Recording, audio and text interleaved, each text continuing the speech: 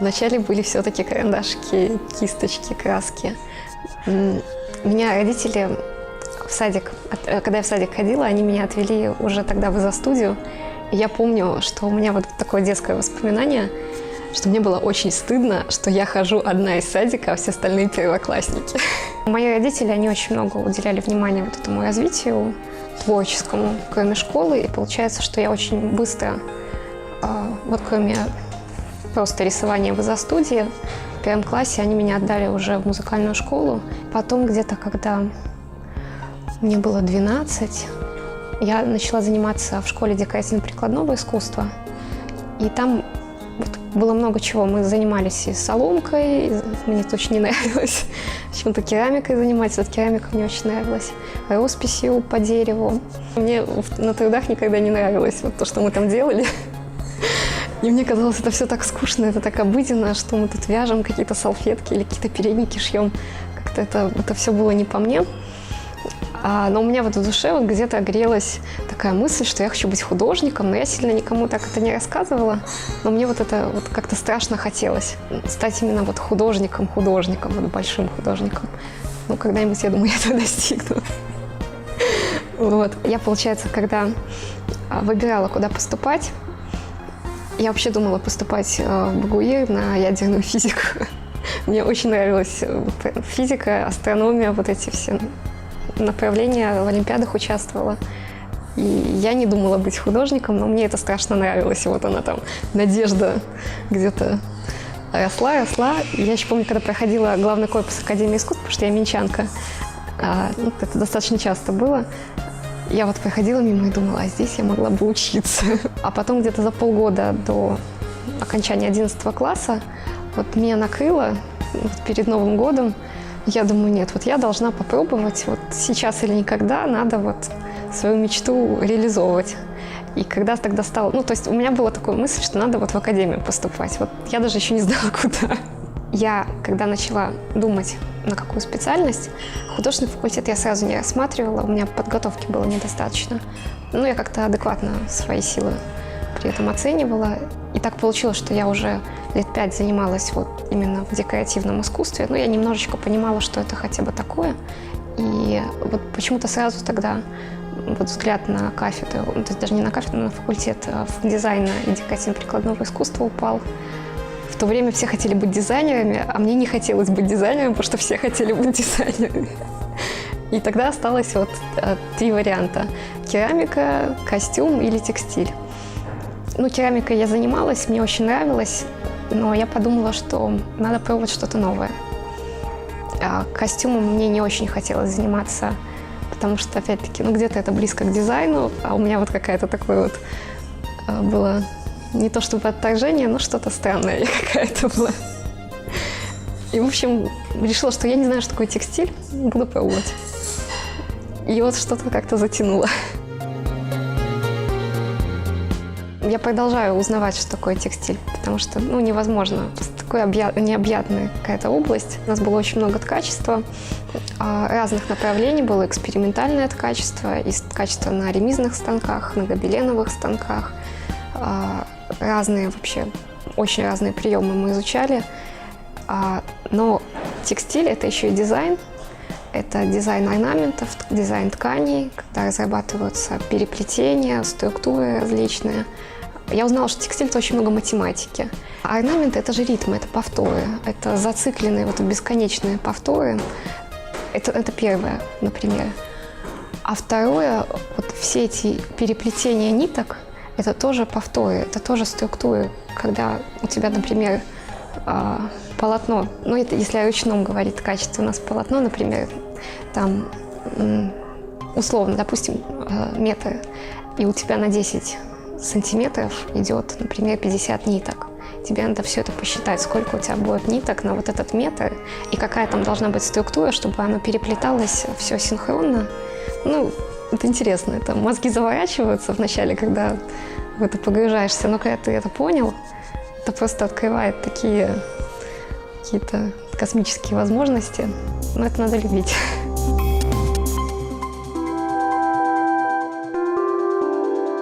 Так получилось, что я после того, как закончила академию, осталась на кафедре преподавать и поступила в магистратуру сразу.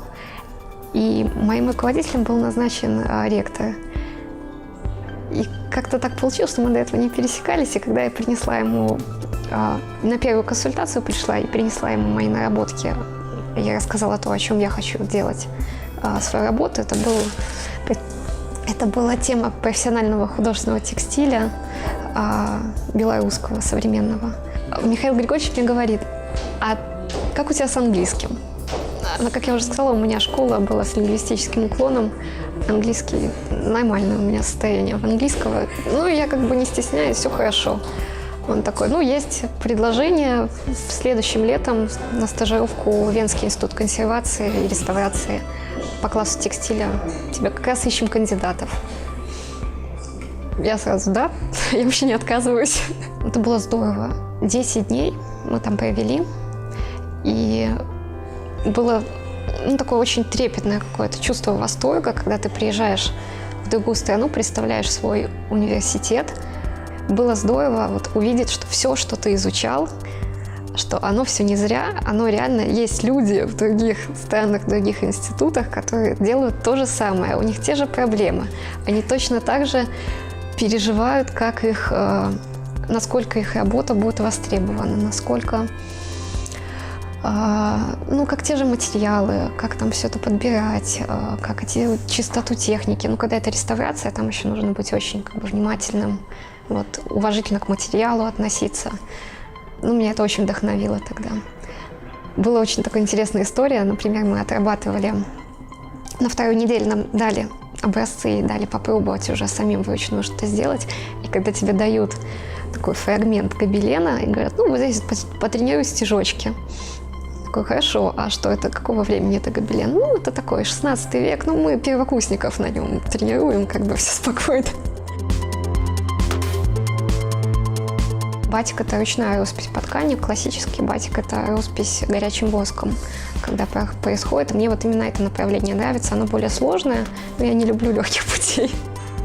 Это сложная техника, там очень много импровизации, но при этом очень много подготовки предварительной, надо очень четко представлять, что ты хочешь сделать, как оно должно выглядеть в итоге, чтобы получилось. Получится не всегда то, что ты ожидаешь, но ты должен четко представлять все свои действия. Вообще текстиль – это очень много структурности и такой последовательности. Мне это очень нравится. В моем творчестве все зависит от момента, что я делаю, для чего я это делаю. Я очень люблю пейзажи. В принципе, мне близко это направление такое изобразительное. Пейзажности, какие-то урбанистические пейзажи очень нравятся. Портреты. В принципе, я не хочу думать о том, что я мыслю какими-то узкими шаблонами. Мне нравится мыслить проектами. Например, с батиками меня спросили, у меня был такой первый опыт такого моего проекта личного небольшого, когда я решила сделать выставку батика горячего на тему витрины. И я себе такую цель поставила. Я люблю себе ставить задачи и потом их реализовывать. И чем более сложные задачи я себе ставлю, тем интереснее. Как можно изобразить на шелке с помощью этой древней сложной техники горячего батика современные моменты этого отражения в витрине современной жизни, того, что внутри магазинов, чего угодно, ресторанов, и того, что снаружи. И там всегда отражение есть еще кусочек меня, потому что это по моим фотографиям, по моим каким-то воспоминаниям. Вообще все, что я делаю, это всегда внутреннее это раскрытие себя. Я стараюсь все через себя пропускать, потому что тогда это имеет смысл. Есть просто много направлений, которые мне интересны, но, допустим, сейчас, например, я занимаюсь творческой работой в гобелене. Это долго, я знаю, что мне надо погрузиться. Я, если что делаю, я погружаюсь полностью, я это сделала, но я не могу дальше после этого опять заниматься гобеленом. Я чувствую, что я высказалась, и мне надо перезагрузиться какой-то другой деятельностью. И я тогда могу серию батиков сделать, или один хотя бы батик, или вообще чем-то другим заняться, орнаменты начать разрабатывать. Параллельно, когда я начала сейчас преподавать, но я уже 5 лет преподаю, получается, что все равно есть этот момент отвлечения. У тебя все равно есть расписание, ты 3 раза в неделю, или 4, или 5 преподаешь, может, еще по выходным что-нибудь происходит. И все равно, получается, всегда этот момент отвлечения – это хорошо. Текстильная скульптура – это современное направление художественного текстиля. В Беларуси оно вот в 80-х начало развиваться, потом немножко заглохло, а потом в начале 2010-х очень активно тоже пошел всплеск. И так получилось, что я когда поступила в Академию искусств, вот я поступила в 2010-м, как раз тогда, вот в 2011-м, первые текстильные пленэры начались, и я в них попала. Так вышло, что я познакомилась с Ларисой Финкельштейн, и она меня почти сразу вот взяла в оборот, и я начала работать с ней как бы в связке. Вообще в мире пластический бум – это 60-е годы. Это то время, когда в Европе, в Америке, в Японии начали очень активно работать именно с текстилем как объемной формой, как инсталляциями. Начали вводить вообще невозможные материалы, казалось бы, тогда, то есть когда стали использовать бумагу вместо текстиля, и бумага как язык текстильный тоже стала, или металлы вводить, пластики всевозможные. Раньше, когда училась, я пробовала разные тоже методы. Сейчас так получилось, что последние работы, что я делала, они были...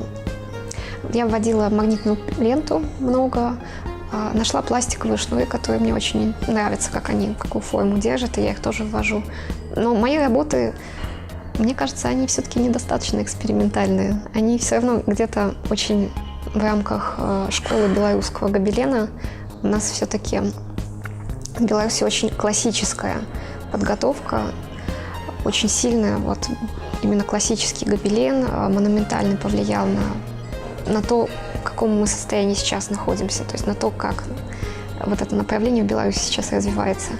Я где-то специально ухожу от этого, еще потому что я объемы люблю, я все-таки керамикой занималась несколько лет, мне это очень близко, но все равно в своих работах я сама так объективно оценивая, чувствую, что есть уважение вот к этой традиции классики.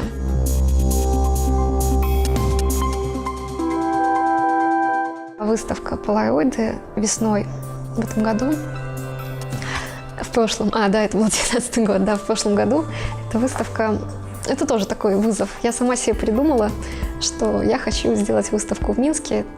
По сути, это была моя первая такая сознательная, большой такой, для меня достаточно большой проект в Минске, мой личный. И я решила вот эту тему полароидов развить, потому что, как я уже сказала, я люблю вот через себя пропускать, через свои какие-то эмоции, свои впечатления, рождать какие-то свои мысли в произведениях, выражать их. И у меня просто очень много работ уже было сделано на эту тему. Вот те же витрины, они были уже где-то об этом. Это вот сиюминутный момент, здесь и сейчас, и ты как рефлексируешь на то, вот где я, что происходит, как этот мир вообще работает для тебя. А через себя, когда ты искренний, то и зритель, он искренне тебя понимает, где-то через себя проносит, где-то соглашается, где-то нет. Но есть диалог. А когда ты где-то, мне кажется, на пафосе работаешь, оно не будет отдачи просто. Так вот, полароиды – это такой мой выход,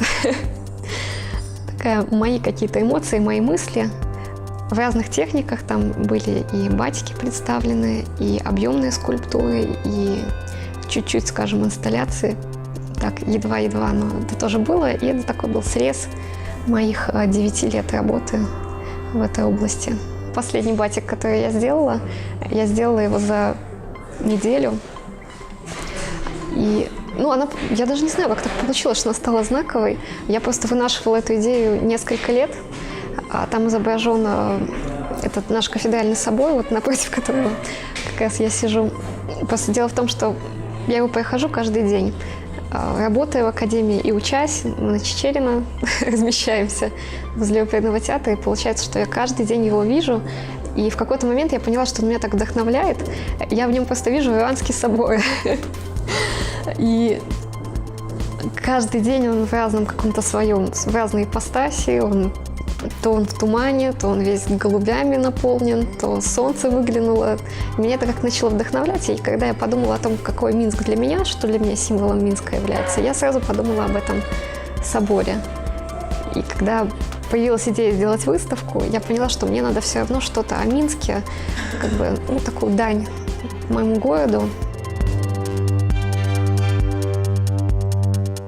Из таких художественных техник я не пробовала шелкографию, например, на ткани, но думаю, что время придет. Я сейчас, например, такие планы мои начать пробовать в ремизном ткачестве себя, ну, именно уже как художника, скажем, немножко более опытного, чем это было во время учебы. Ну, то есть, да, потихоньку куда-то двигаемся.